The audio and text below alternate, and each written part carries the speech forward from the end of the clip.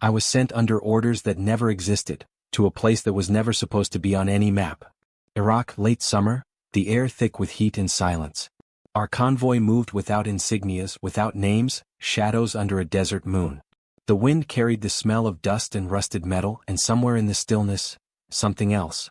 The base was buried deep, camouflaged as ruins older than any war. No comms chatter, no signs of life, only a metallic hum vibrating through the stone. Inside, the corridors were wrong, too narrow, walls sweating with condensation though we were miles from water. My skin prickled before I saw anything, like the air itself was watching. They told us to recover intel, nothing more. But the deeper we went, the colder it became, as if the desert had been hollowed out by something that did not belong there. Our boots echoed against steel that hadn't seen light in decades, and every shadow seemed to lean closer, listening. That was the first moment I realized. This mission wasn't about insurgents or weapons. It was about what was waiting in the dark, something the reports couldn't name, something even Mossad whispered about only in fragments. And once we found it, we understood why no one was meant to leave that base alive. My name is redacted. What matters is that I was deployed in Iraq under the veil of night, the desert winds cutting like glass, carrying with them a silence that felt manufactured. I had served in counterintelligence for over a decade, but this mission, this station, was different. Mossad called it a joint operation. In practice, it was a burial ground where facts went to die. We arrived at coordinates that did not appear on any map, 30 miles south of Anbar, tucked between dune ridges that shifted like restless waves. Satellite sweeps showed nothing, yet beneath the sand lay steel, concrete, and power lines running too deep to be human ambition alone. The airbase above was a shell, derelict hangars with peeling paint, scorched runways, and equipment staged to look abandoned. But even in ruin, it watched us back. The sodium lamps cast shadows against walls where no men stood. My ears caught faint interference in the radio, whispers not in Arabic, Hebrew, or English, but syllables that curved like smoke. They told us little. A dig site gone wrong, insurgent sabotage, perhaps even radiation leaks.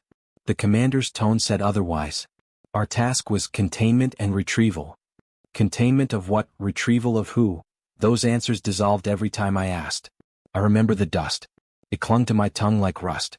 The desert smelled metallic, as if iron had seeped into the air itself. And then the silence, unnatural silence. No insects, no wind once we crossed into the perimeter. The desert itself seemed to hold its breath. Through my scope I saw faint glyphs scorched into the outer blast doors, markings like scripture melted by fire. The demolitions man joked it was just graffiti, but even his laugh came hollow, strangled by the atmosphere pressing down on us. We stood before the entrance, 7 men and women, each trained to dismantle nations, yet rooted in place by a heaviness none of us could name. Later, in interrogation, I was asked to describe what I felt when the steel doors hissed open. I used the only word that seemed to fit. Observed. Operational directives were stamped with 3 seals, Israeli, American, and 1 black insignia I didn't recognize. No eagle, no flag, only a 7-pointed star intersected by a downward spiral. The paper was heavier than standard issue, as though weight alone could keep it from escaping. The official explanation: a facility constructed during Saddam's late regime, abandoned after the Gulf War. Unverified reports suggested chemical weapons storage. Others whispered about centrifuges smuggled from the Soviets.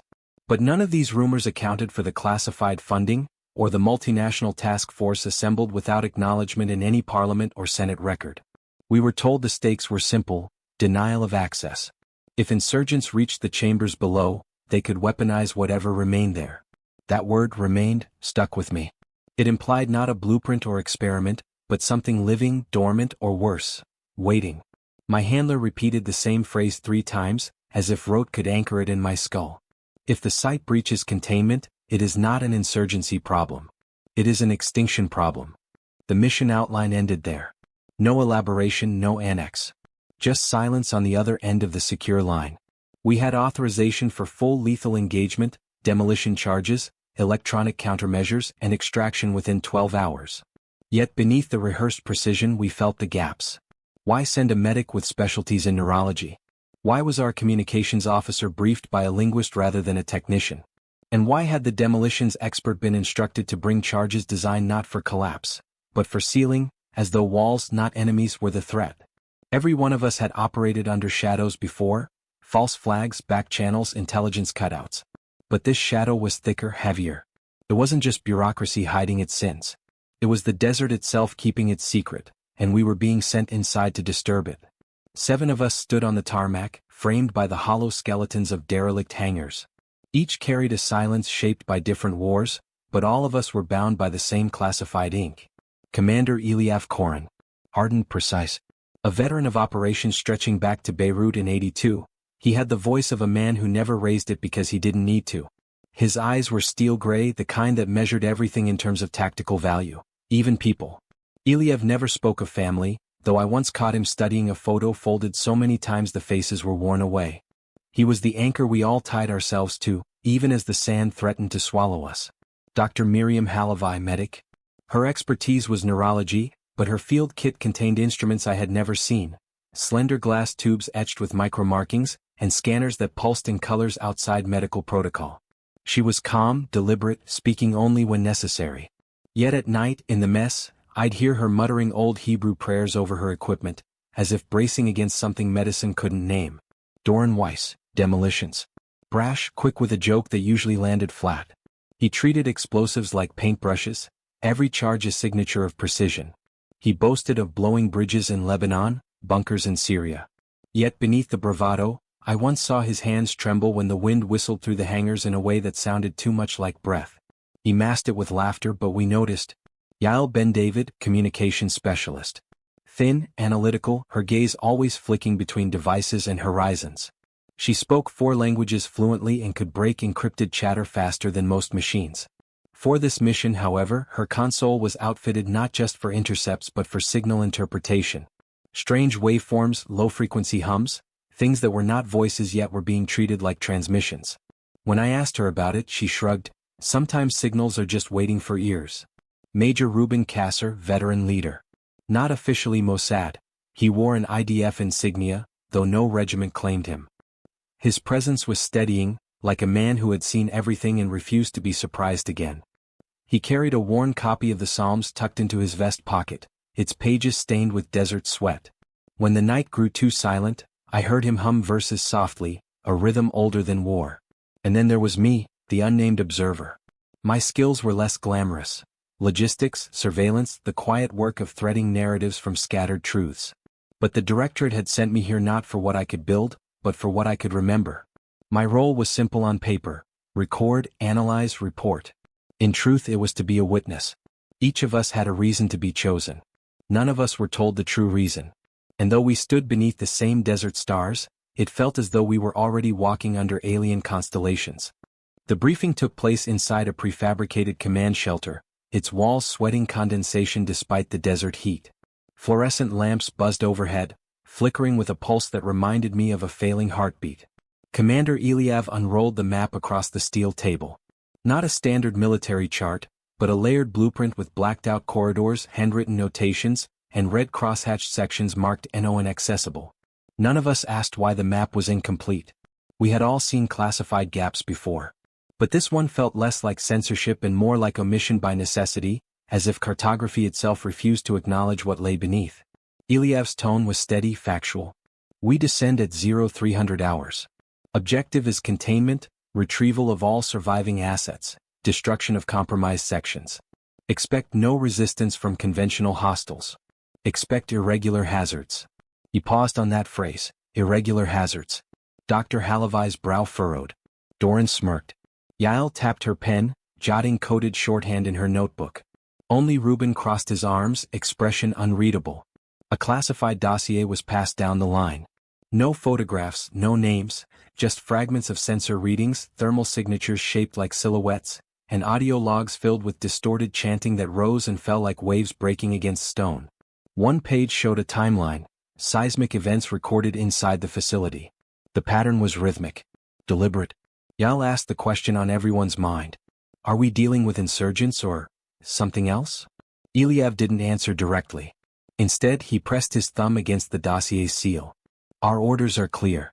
Engage if necessary. Record everything. If conditions exceed containment. He tapped a red-inked clause stamped across the final page. Seal at all costs. Doran chuckled under his breath, muttering about overtime pay. No one laughed with him. We were issued gear atypical for standard operations, Alongside assault rifles and breaching charges, each of us received small black cases. Inside mine lay an instrument resembling a dosimeter, but its screen displayed shifting glyphs instead of numbers. Miriam's case contained syringes filled with a luminescent fluid that pulsed faintly when held. Yael's headset was tuned to frequencies no human ear could withstand without modulation. Ruben's pack carried old-fashioned signal flares, each etched with symbols like those burned into the outer blast doors. We didn't comment aloud, but our silence said everything. Whoever had designed this mission expected us to encounter something beyond doctrine, beyond insurgency, beyond reason. Deployment was clockwork. At 0250 we checked weapons, secured equipment, and ran through comms tests. Static bled across the channel, resolving into faint murmurs that stopped the moment Yael adjusted frequency.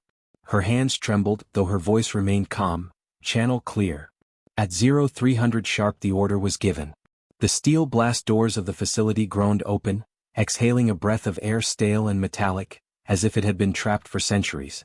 Our boots echoed on the ramp as we descended into the dark. It was the last time the desert wind touched our faces. The descent began with steel stairs bolted into concrete, angled downward in a slow spiral. Our headlamps carved narrow cones into the dark, revealing dust that hung motionless in the air, as if gravity here was reluctant to claim it. Every step echoed too long. It was as though the stairwell stretched behind us as well as ahead. At first I dismissed it as acoustics. By the third landing I stopped trying to rationalize it. Doran muttered something about Saddam's secret metro line, but no one answered. The silence pressed too tightly around us, broken only by the hiss of our oxygen recyclers and the metallic thud of boots. At 40 meters depth, Yael reported interference. Her earpiece pulsed with faint tones, 3 notes repeating in sequence. She frowned, adjusted frequencies, but the notes persisted. "Not radio," she whispered. Not man-made." Commander Iliev gave her a sharp look, one that meant, "Log it, don't say it again." By 80 meters the stairwell ended at a reinforced bulkhead. Symbols had been scorched into the metal, identical to those on the surface doors. Unlike graffiti, they seemed embedded as if the steel itself had grown them. Dr. Halavai crouched close, her gloved hand hovering an inch from the markings. Her breath fogged against her visor. "These weren't cut or burned," she murmured. "It looks grown." Ruben broke the moment by forcing the door lever. The hinges wailed like an animal. Beyond lay a corridor lined with concrete that had been painted white once, now stained with rust-colored streaks. The air was heavier, thicker. Breathing without masks felt like drawing liquid iron into the lungs. We advanced in formation. The corridors sloped gently downward, intersected by side halls sealed with warning placards in faded Arabic. "Biohazard. No entry." Doran chuckled, muttering, "Old tricks," but his voice lacked conviction. At 120 meters, Miriam's dosimeter equivalent began pulsing. Not numbers, glyphs rotating slowly across the screen. She frowned, tapped the device, but the pattern only accelerated. "Radiation?" I asked. She shook her head. "No. This is something else." We reached an elevator shaft whose car had rusted into ruin. The cables dangled like severed veins. A narrow maintenance ladder descended into blackness. Iliev ordered staggered descent, one by one.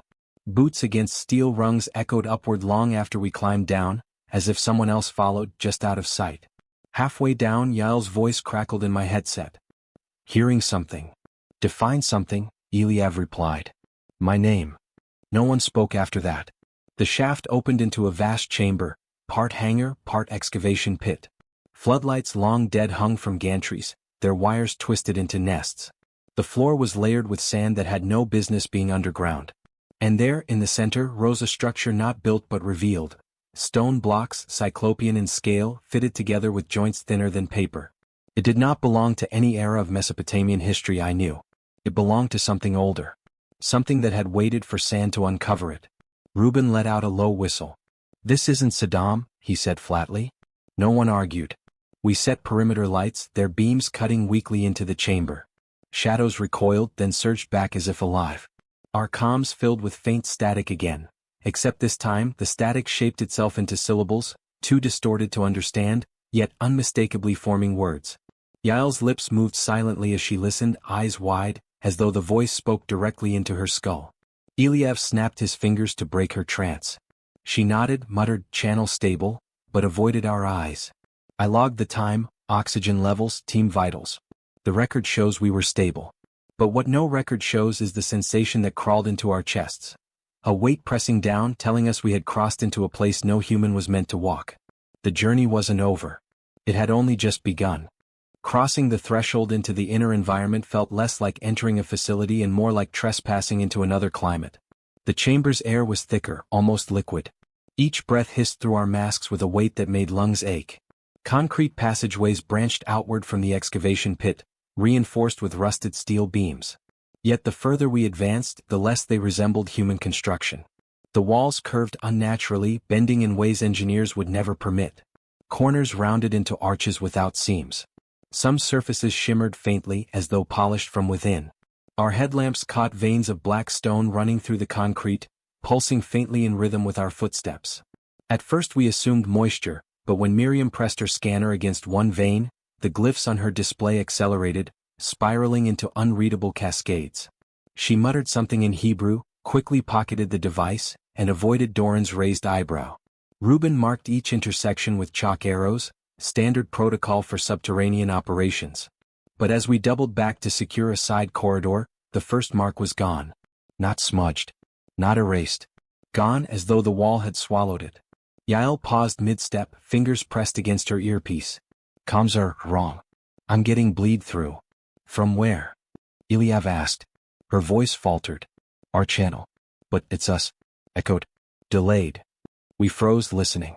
Through the static, we heard our own voices, snippets of conversations we hadn't spoken yet. Doran cursing under his breath.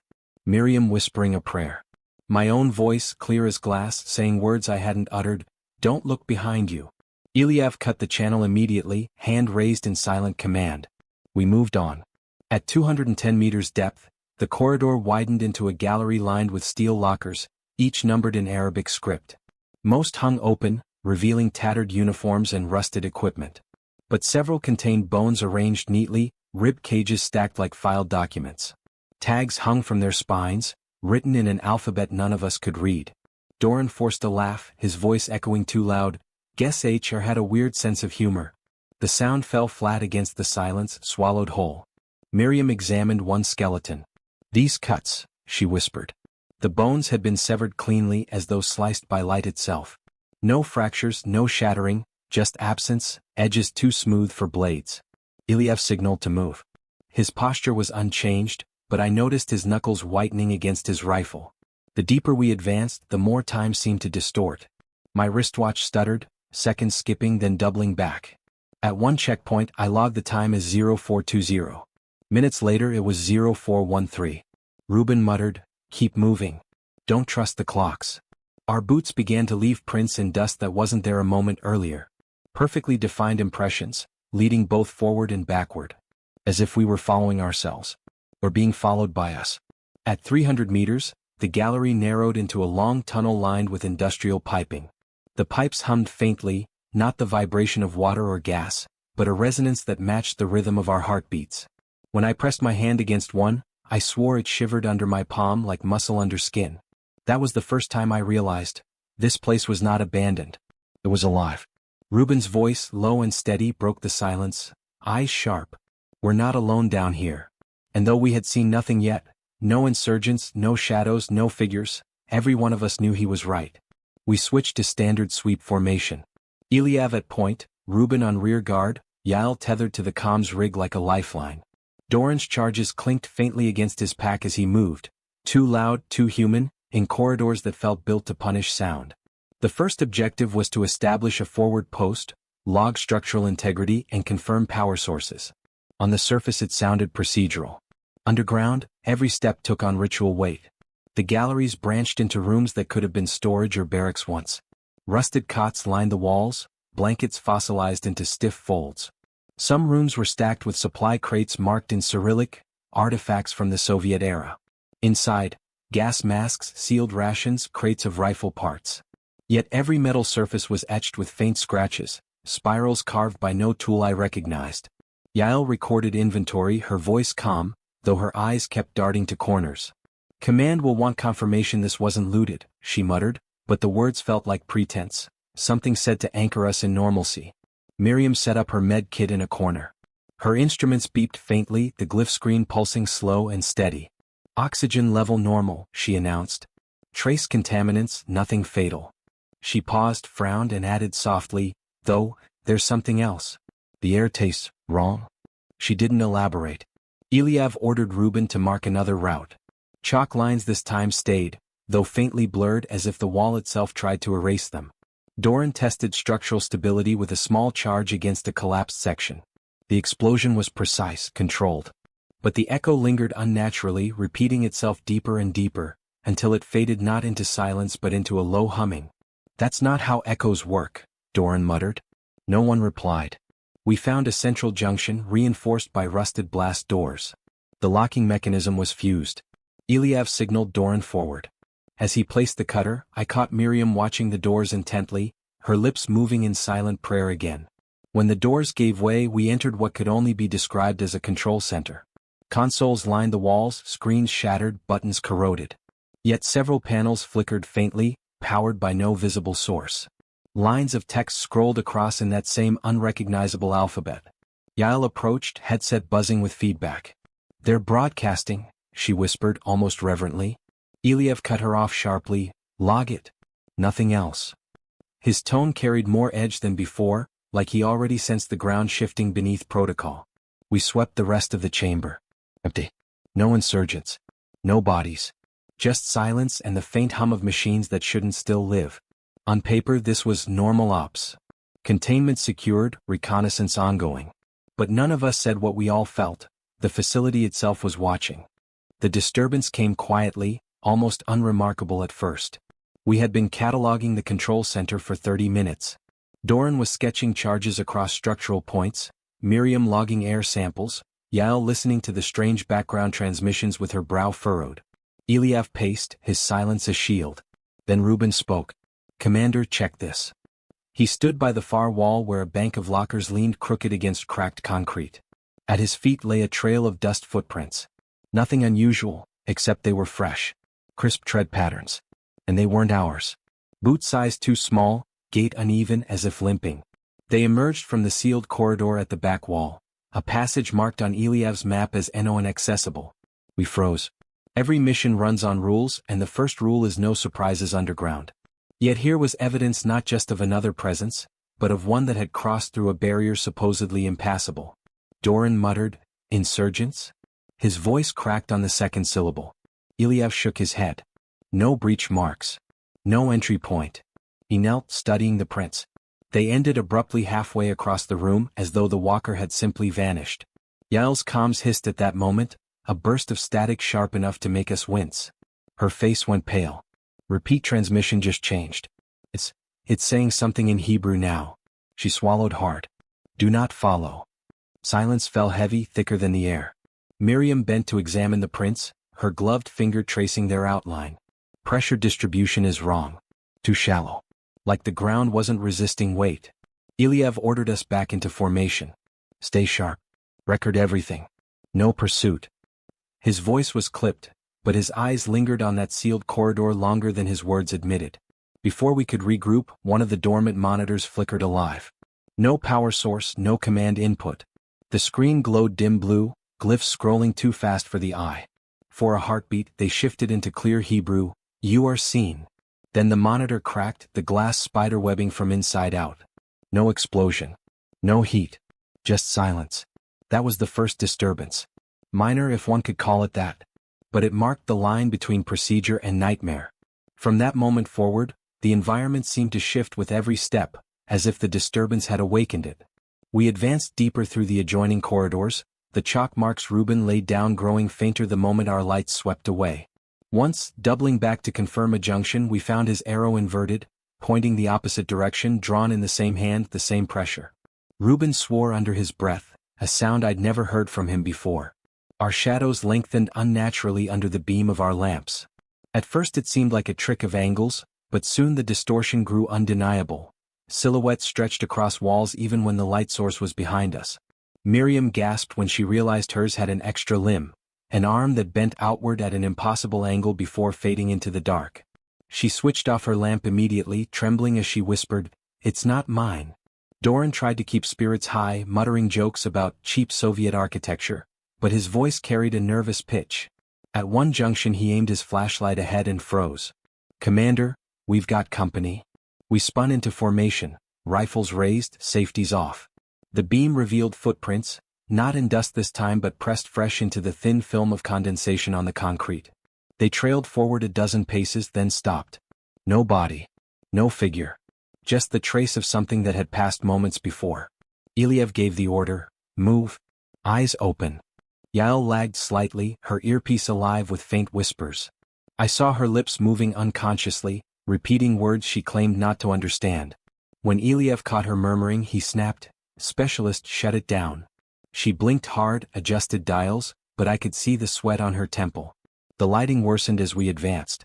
Our lamps flickered as though strained by unseen interference. In one section of corridor, light seemed to bend away from the walls, leaving pockets of shadow where illumination should have been solid. Passing through them felt like wading through cold water. My skin prickled as if unseen fingers brushed across it. Reuben muttered a psalm under his breath. Miriam whispered diagnostics to herself, as though clinical language could anchor her sanity. And then the flickers began. Peripheral movements, shapes darting at the edge of vision. Sometimes tall, sometimes crouched low, but always retreating the instant we turned our beams. Doran swore he saw one pause, cock its head like a curious animal. He fired a 3-round burst into the dark. The round sparked against steel, no target struck. The sound echoed too long, bouncing back as if answered. Ilyev reprimanded him sharply, though his own voice shook. No more wasted fire. But the damage was done. The facility had hurt us, and it no longer bothered to hide its presence. It happened in the eastern corridor, at a depth our instruments refused to agree on. My wristwatch read 0512. Miriam's logged 0447. Yael's recorder looped the same 10 seconds endlessly, insisting we hadn't moved at all. The passage stretched longer than physics allowed, lined with conduits that breathed faint vapor. Each exhale carried a metallic tang like iron ground to dust. Reuben was on point when he raised a clenched fist. We froze. Ahead, 50 meters, a figure stood. At first glance it seemed human. Slight frame, head bowed, arms limp. It swayed gently as if rocked by a current none of us could feel. Doran whispered, "Survivor?" His voice cracked halfway. Ilyev signaled caution. "Weapons up." No one advanced. The figure lifted its head. Light caught its face, or rather where a face should have been. Skin pale as plaster, features smoothed away like clay wiped clean. No eyes, no mouth. Just a blank mask of flesh. Miriam gasped softly. Yael's earpiece erupted in static that shaped itself into her own voice screaming. She tore the headset off, clutching her skull. The faceless figure tilted its head, mirroring our formation. It raised one hand jerky puppet-like, and the air thickened. My chest seized. Boots sank into the floor as though gravity had doubled. Ilyev barked, "Identify yourself." The words echoed unnaturally, repeating back in his own voice, layered and distorted, each echo arriving seconds apart, spoken by mouths we couldn't see. The figure stepped forward. Its movement was fluid yet disjointed, each joint bending a fraction too far. Where its feet touched concrete, the floor rippled like water. Doran swore, leveled his rifle and fired. 3 bursts hammered the silence. The round struck true, yet the figure only staggered as if inconvenienced. No blood. No impact wounds. The holes in its torso closed seamlessly, skin knitting like time reversed. Then it spoke. Not with a mouth but with the facility itself. The walls vibrated, metal groaned, consoles flickered alive. The voice was layered, impossibly deep and impossibly high, all tongues at once. Scene. Lights shattered in a wave. Our lamps blinked, leaving only strobing shadows. In that fractured illumination, I saw dozens more figures lining the corridor, faceless, pale, swaying in unison like reeds in an unseen current. Reuben roared a warning and lobbed a flare. The chamber ignited in red light, casting the figures in stark relief. They recoiled, limbs twitching as though the flare's fire burned them without flame. For a moment the path cleared. Ilyev seized the chance. "Move," he shouted, voice raw. We sprinted through the corridor, boots slamming into rippling concrete. The faceless shapes pursued, not running but gliding, closing distance without crossing space. Behind me Yael stumbled. I caught her arm just as one of the entities reached for her. Its hand brushed her shoulder, and every comm unit on our frequency screamed at once, a cacophony of our own voices pleading, "Don't let go." I dragged her forward. Doran hurled a charge behind us, detonating the passage in a roar of concrete dust and fire. The shockwave drove the shapes back, but their outlines lingered in the haze, unbroken. We emerged into another chamber, this one circular with walls etched in glowing glyphs that pulsed like veins. The air buzzed like an electrical storm. For the first time I saw fear in Eliev's eyes. Not the fear of men or weapons but of something ancient. Something that had waited far longer than our nations, our wars or our gods. And in that moment every one of us understood. We were not dealing with insurgents or technology or even something that could be contained. We had stepped into a presence. And it had noticed us. The chamber's light was wrong. The glyphs along the walls pulsed like living arteries, bleeding illumination that had no source, no shadows. The red afterglow from Doran's charge fought against it, producing overlapping layers of brightness that should have cancelled one another but instead created depth. Iliev ordered us to secure perimeter. His voice was steady but clipped, like a man anchoring himself with the sound of his own commands. Reuben set a sensor node down. The screen displayed nothing, black field, occasional bursts of static. No thermal, no electromagnetic spikes, not even ambient temperature. "It's dead air," he muttered. Miriam crouched by the glyphs, tracing a finger above them without touching. Her breath fogged though the air was warm. "These aren't inscriptions," she whispered. "They're equations. They move." As if on cue, the glyph beneath her hand shifted, lines sliding into new positions, symbols rearranging like a solved puzzle. Her pupils dilated, her lips began moving as if reciting something silent. Iliev snapped, "Step back, medic." He grabbed her arm. She resisted, eyes glassy, voice distant. Carbon chains, hemoglobin analogs, centuries of knowledge, not human, not ours. Yael shoved between them, pulling Miriam away. Her headset crackled alive again but no voices came through. Only tones, rising and falling like sonar pings. Then words emerged from those tones, our call signs, spoken in her own voice, layered over itself dozens of times. Yael's body stiffened. She tore the headset free but the sound continued, emanating from her throat, not her device. Her mouth didn't move, but the static rolled out of her chest, transforming into alien syllables that made my teeth ache. Doran swore louder than before. He slapped a detonator against the glyph wall. "One pull and we erase this nightmare," he said. His hand shook as he wired the charge, sweat dripping down his temple. But the wall absorbed the putty. It spread like mercury, filaments pulling the explosive inward until nothing remained but a faint red outline. Doran backed away, muttering curses under his breath, then louder, then in a language none of us knew. Reuben raised his rifle, barrel steady. "Commander, he's compromised." Iliev barked, "Hold your fire." The glyphs flared brighter. Doran's skin began to ripple, veins glowing under the surface. He dropped his kit, screaming not from pain but ecstasy. "It's beautiful," he said. "It's perfect." His voice cracked, doubled, split into harmonies that weren't possible for a human throat. Miriam lunged, trying to inject him with a sedative. The needle touched his arm and disintegrated. Metal flaked into ash. The liquid inside boiled into vapor. Miriam stared, horrified, then collapsed, clutching her head. "Too much," she whispered. "I can see too much. Not just anatomy, centuries, civilizations, it's all inside me." Yael's static voice deepened, syncing with the glyph's pulse. Her eyes rolled back, whites luminous. Words spilled out in fractured rhythms. Frequencies, gates aligned, the watchers hunger but do not devour, time folded, time spilling. The sound shook the chamber. My ears bled. Reuben fired a burst upward, not at her but into the ceiling, screaming over the chaos, "Enough! Enough!" The bullets ricocheted silently. No clang, no spark, just vanishing midair as if the space had swallowed them. Then the faceless figures reappeared in the doorway. Not one or two, dozens, maybe hundreds. They filled the corridor, swaying in cadence with Yael's voice. Iliev planted himself between us and them. His rifle was up, finger white on the trigger, but he didn't fire. He just said, almost reverently, "They're not attacking." And he was right. They only watched. No mouths, no eyes, yet the weight of their gaze crushed my chest. Reuben snapped. He hurled a grenade into the swarm. The explosion blossomed, bright, deafening, and then froze. Shrapnel hung midair. Flame curled in slow motion, suspended like a painting. Time staggered. My watch hand spun backward, then forward, then stopped entirely. In that frozen instant, one of the faceless stepped through the blast unharmed, and placed its hand against Reuben's chest. The grenade resumed its detonation. Reuben fell, yet not torn apart.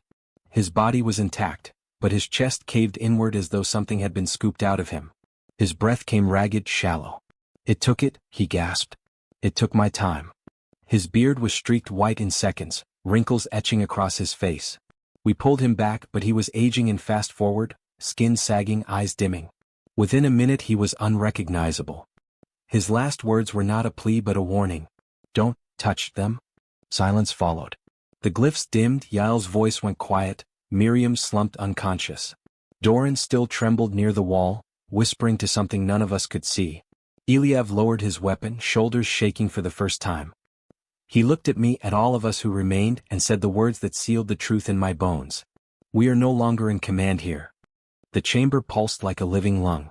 Each breath of light from the glyphs dragged the air tighter around us. My ears rang with Yael's silence, with Miriam's shallow groans, with Doran's manic muttering at the wall. Reuben's body lay curled and gray, an hourglass emptied. None of us spoke of it.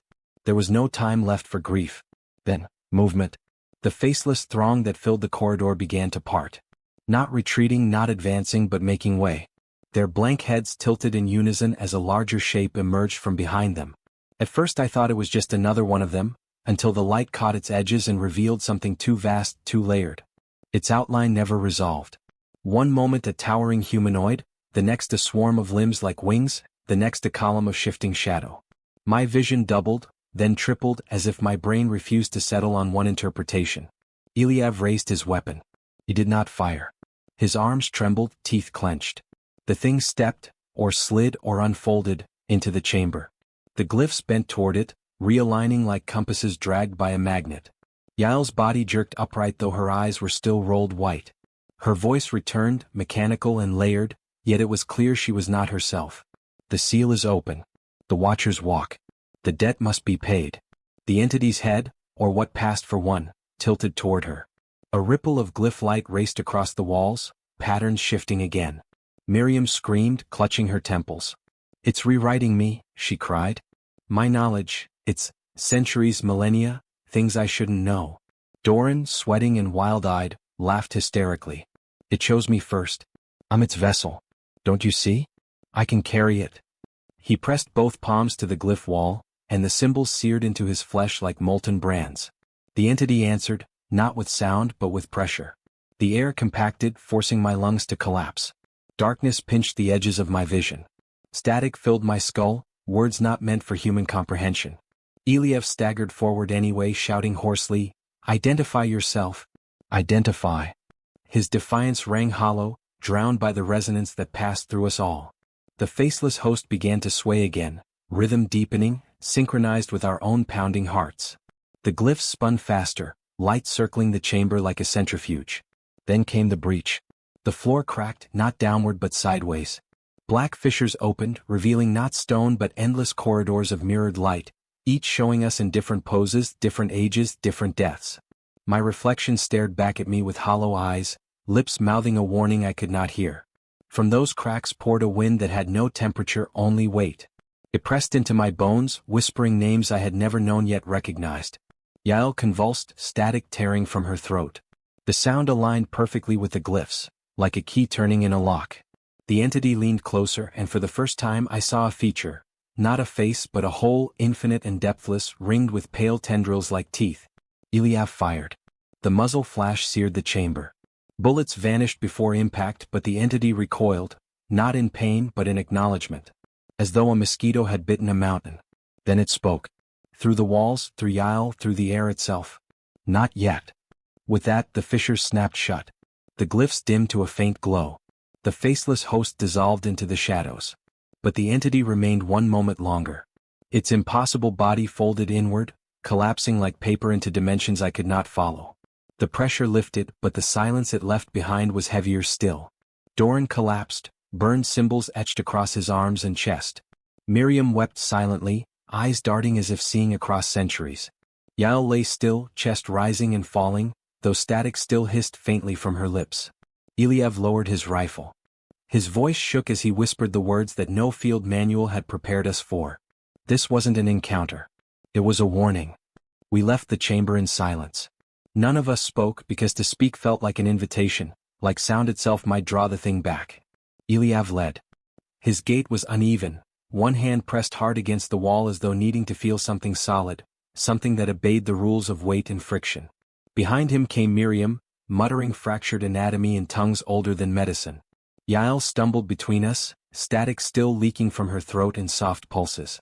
Doran shuffled last, arms blistered with glyph burns that glowed faintly, as if alive beneath his skin. The corridors shifted around us. Routes we had mapped twisted into spirals. My compass spun without pause, GPS unreadable. At times, the walls seemed to move, narrowing to the width of our shoulders, then opening into vast halls where our footsteps echoed like a dozen men. We walked for what felt like hours. Yet my watch insisted only 20 minutes had passed. The paradox gnawed at us more than fatigue. At one point the floor dropped 3 meters without warning. We slid down a slope of smooth stone, tumbling into a chamber lit by no source, only a faint glow that clung to our bodies. Ilyav pulled us to our feet, voice hoarse. "Keep moving. Don't stop." Something followed. Not the faceless, this was different. We heard it first. Heavy footfalls, deliberate, far too heavy for human weight. The rhythm was slow, patient. Always behind us, never catching up but never falling away. Yael's static synced with it, bursts of sound matching the pace of the unseen steps. She whispered without moving her lips, "It waits. It doesn't need to chase." We broke into a run. Every corridor we took led upward, or so we thought.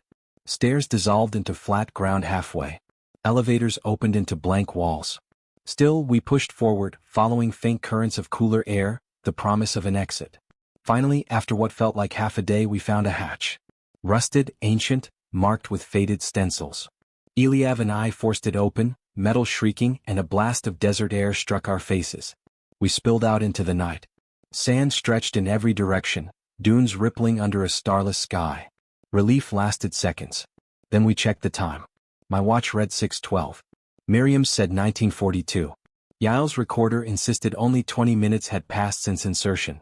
Yet by our bodies, by the ache in our bones, we had been below at least 14 hours. The desert itself was wrong. Shadows fell sideways, stretching into impossible angles. Colors shifted, sand gleamed metallic, horizon shimmered with hues no spectrum chart could hold. The air tasted like iron filings on the tongue. Behind us the hatch was gone. Not closed. Gone. The dune was seamless. No trace of the base, the corridors, the chamber. We stood in silence, wind rasping over our gear. Then the footfalls came again, out on the sand this time, impossibly distant yet vibrating through the ground beneath our boots. Ilyav lifted his rifle, though he must have known it was useless. "Extraction," he rasped. "We call extraction now." Yael raised the comm unit, static pouring out. The static shaped itself into coordinates, not ones we recognized, not even on Earth's grid. But Ilyav nodded grimly. "Send them," he ordered. And she did. Moments later, floodlights swept across the dunes. A transport roared low, wheels grinding against sand. Soldiers in desert fatigues dismounted, faces obscured by visors. Too calm. Too precise. They ushered us aboard without questions, without surprise. The desert faded behind us, but the sense of wrongness clung to my chest. In my ears, the heavy footfalls had not stopped. They had simply chosen not to follow, yet. They separated us as soon as the transport touched the forward operating base. No questions asked. No chatter over the comms. Just white-suited personnel guiding us into sealed chambers where the lights buzzed too brightly. That's when I noticed the changes. Miriam was the first. She sat across from me behind plexiglass, pupils wide and unblinking. A doctor handed her a clipboard and asked her to diagram the human heart. Instead, she sketched something else. A lattice of vessels spiraling like fractals, for chambers multiplying into 20, lungs branching across dimensions. She muttered names of species that don't exist, alternating between Hebrew, Akkadian, and something no one could transcribe. When she finished, she stared at the page as though horrified by her own hand. Yael's condition was worse. She barely spoke. When she did, her voice fractured into tones that no longer belonged to her. Words emerged as radio bursts, clipped Morse, sonar pings, sometimes whole phrases in her own voice played backward. A technician asked her name. She opened her mouth and the speakers in the room erupted with static until the equipment fried. She has become a conduit, an antenna tuned to something not ours. Doran tried to joke when they strapped him down. The burns across his arms and chest had healed into perfect glyphs, glowing faintly under the skin. But when they handed him a mirror, he went silent. Then he screamed. He clawed at his flesh until the orderlies sedated him. Later in my cell, I heard him chanting the same rhythms the faceless ones swayed to. Ilyav, our commander, brave, immovable, was strangely untouched. His skin unmarked, his voice steady. Yet when questioned, he recounted only an empty facility. No figures. No chamber. No entity. His memory had been rewritten like a corrupted file. The more they pressed, the more certain he became. He swore we found nothing, that our insertion was a failure of intelligence. Watching him, I realized it wasn't denial. Something had rewritten him from the inside. And me? When I finally dared to look at my arm, I found nothing missing, nothing marked. Until I flexed my hand and the movement stopped short. My left arm ends cleanly at the elbow now. No scar, no blood, no pain. Just absence, as though the rest had never existed. I still feel it sometimes. Phantom fingers brushing against surfaces that aren't here, reaching into places I cannot see. We are all altered. Irreversibly. Our extraction was too smooth. Too rehearsed. The kind of precision no military unit achieves in the field unless they already know exactly what they're retrieving. I expected chaos. Doctors rushing, officers demanding explanations, a rush to contain whatever had followed us. Instead, we were escorted down white corridors where the walls hummed faintly, like engines buried deep. No one spoke above a whisper. The debrief room was immaculate. A steel table, 2 chairs, a recorder that blinked green. The officer waiting for me smiled too calmly. His uniform bore no insignia, no name. He simply gestured to sit. His questions were clinical, detached. How long were you underground? Did you encounter structural resistance? Any contact with insurgent activity? I tried to tell him. The faceless figures. The glyphs. The entity that bent physics into submission. But as soon as I spoke, the words twisted. My tongue betrayed me. The facility was abandoned. No survivors. No anomalies. The officer nodded, satisfied. My chest burned with the lie, but I couldn't force the truth out. Every attempt reshaped itself into the sanitized version. The recorder blinked green, approving. Later, I caught sight of Miriam through a glass partition. She was strapped to a chair, eyes locked on the ceiling, whispering surgical procedures for organs that don't exist. A doctor beside her nodded and scribbled notes as if this were normal. Yal was worse. She lay in a soundproof cell, though I could still feel her transmissions, static buzzing in my teeth whenever I walked past. Screens in her room displayed nothing but spirals, symbols I half recognized from the walls. The technician stared, transfixed. Doran was gone. When I asked, the officer's expression didn't flicker. No record of such an operative, he said. But I heard chanting through the vents at night, the same rhythm Doran had carried in the chamber. And Ilyav, our commander, was promoted. I saw him in the officer's wing, crisp uniform, steady salute. His mission report, I was told, read, facility compromised, hostile forces withdrawn, no material recovered. His eyes passed over me without recognition. They had erased his truth completely. When they questioned me again, they didn't even ask about the anomalies. Only logistics. Fuel, ammunition, comms latency. Details to build a false story. My testimony was sealed in a file labeled non-existent. I watched the officer stamp it, then slide it into a drawer that locked without a key. After debrief, they reassigned us. Miriam to a medical research division no one admitted existed. Yael to communications arrays in the desert, still transmitting into the void. Ilyav to command school. Doran, if he lives, locked wherever chanting men are useful. And me? They gave me quarters, a desk, a stack of paperwork, pretending nothing had happened. But every night I write this account, though my words twist as I set them down. Sentences fracture, reorder themselves. I try to draw the glyphs and wake to find blank paper. They don't need to silence us. The thing below already did. It is late now. The halls outside my quarters are quiet, though I hear footsteps sometimes. Heavy. Too heavy for any man stationed here. I sit at my desk with the lamp dimmed. The bulb flickers in rhythms I recognize, glyphs rendered in light. I try not to look, but the afterimages cling to my eyes when I blink. The shadows in this room are wrong. They move when I don't. Some stretch longer than they should, bending at angles that defy geometry. At times, I count more than one shadow cast from my body, each moving a fraction out of sync, as though rehearsing a version of me not yet real. My watch lies face up beside me. It ticks backward half the time, forward the rest, settling on no hour.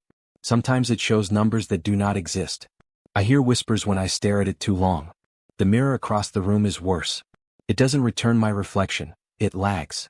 I raise my arm and the reflection follows seconds later. Once it raised the arm before I did. I covered the mirror, but the cloth ripples as if something beneath it breathes. My laptop, disconnected from every network, still flickers with logs I never opened. Containment reports. Dates centuries into the future. Warnings in languages no one speaks. A countdown resetting each time I blink. Miriam, Yael, Doran, Eliav, they come to me in dreams though not as I knew them. Miriam dissects constellations instead of bodies. Yael speaks in signals only the earth itself answers. Doran burns like a torch of symbols. Eliav salutes with eyes that are not his own. I feel my phantom hand most at night. It brushes across surfaces I cannot see. Cold stone. Wet corridors. Sometimes the slick, smooth texture of faceless skin. The footsteps outside draw closer. Slow. Deliberate. Every impact rattles the glass on my desk. I do not lock the door anymore. What use would it be? I write this testimony knowing it will never be believed, that it will twist into lies the moment someone else reads it. But I write anyway because the silence is worse. The entity is patient. It does not need to destroy us. It can wait for us to finish destroying ourselves.